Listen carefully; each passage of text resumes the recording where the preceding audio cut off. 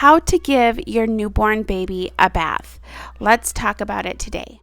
Obviously, there are lots of ways to give a baby a bath. I am just going to tell you and share what has worked for me. I've had 6 babies, so I've learned quite a bit, made a lot of mistakes, learned some things that work better than other things. The first thing that I want to say about giving your newborn baby a bath is that they don't need to bathe as much as like toddlers and adults, okay?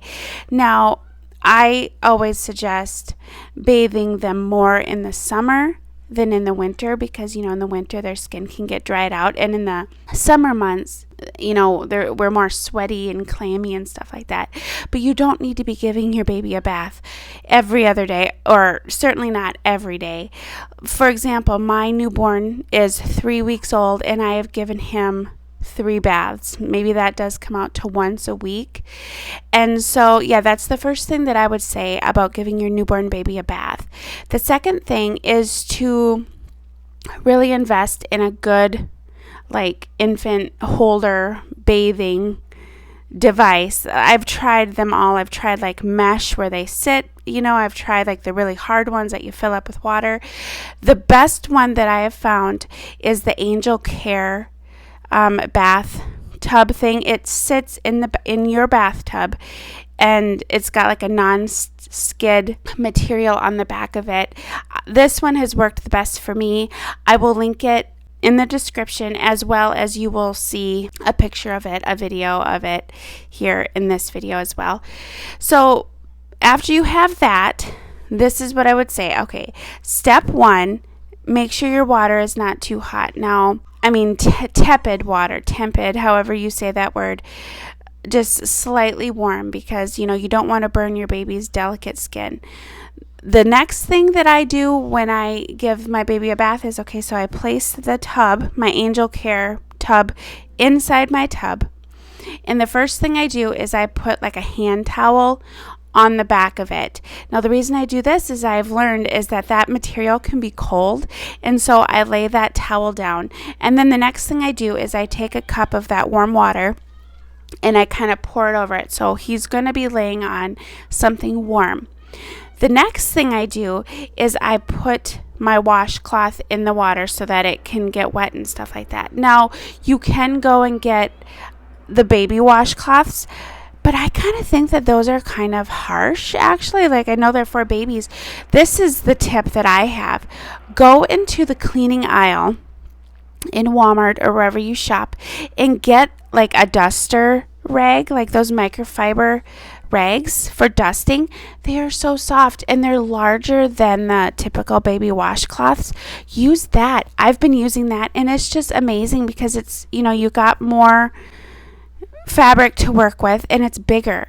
So when I put the baby on the hand towel in the bathtub, he's not fussing at all because it's nice and warm. And then what I do is I place that nice warm rag right on top of him like a blanket.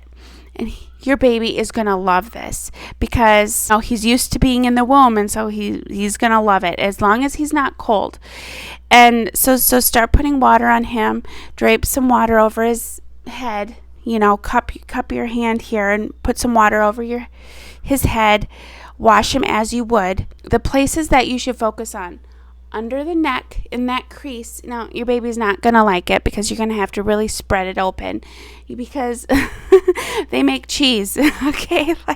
Not cheese, but, they make, we all need to bathe, right? And so it can get right in here. Now, especially in the summer, especially if your baby irps up quite a bit, it goes in here.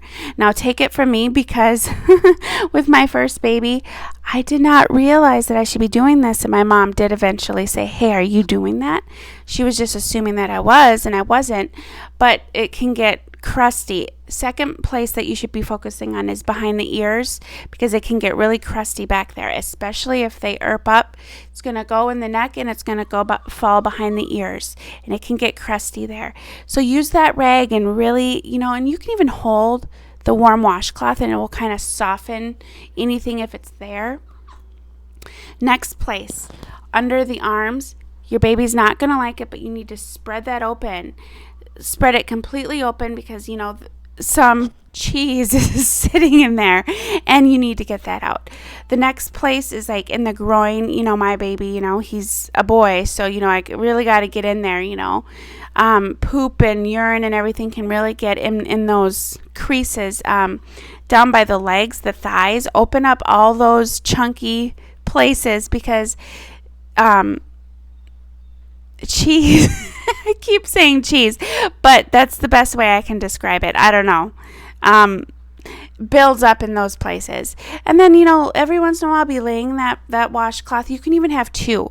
One to lay on him, and then get another one to wash all these places, because if he's cold, it's going to not be fun for him.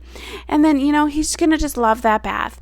I use the Johnson & Johnson baby wash. I do like the smell of it. Now, I know it's probably not the most natural, the best. I mean, these companies, they say they're paraben-free, sulfate-free, but then they sell bleach. They believe in stuff like that. But that's just the one that I use. Use an organic one if you can. That would be good. I guess whatever you want to use. Let's see what else. Yeah, that's how I would bathe. That's how I bathe my newborn. Now, when you bring him to the changing table or wherever he is, it's a good idea, before the bath even started, before you even put him in there, to lay out his clothes. Actually, lay the shirt out. Actually, no, I take that back, because you're going to lay the towel first. But lay his clothes there. Open up the diaper. Get your diaper rash cream ready. Get it all ready.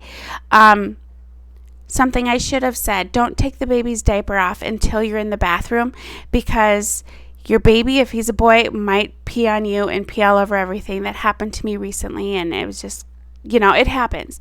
But yeah, don't take the diaper off until you get into the bathroom. Take his clothes off first, obviously, and then go in there. And yeah, so then after the bath, as I was saying, have his clothes and everything laid out. Now, he's not going to like this, but you're going to have to open up all those folds and dry really good. You can even have one of those microfiber duster cloths ready over here for a total of 3. One to drape over him, one to wash, and then one to dry, because then you can just pat it and it's going to soak up any moisture. And the reason you want to get that, especially important in summer months, is because they can get yeasty in all those places, and you want to make sure it's nice and dry, especially if you're going a couple days in between baths. Now, on that topic, even though you're not bathing every day as we would a toddler, you're going to probably want to give him kind of like a bed bath every once in a while. I say bed bath because I used to work in the nursing home, and so I know that lingo. But, just every once in a while, maybe even every day, every other day, just take a warm cloth. It doesn't have to have soap on it, but just to wipe down those areas like I was saying, and make sure that they get dried very good. There you have it, how to bathe a newborn baby.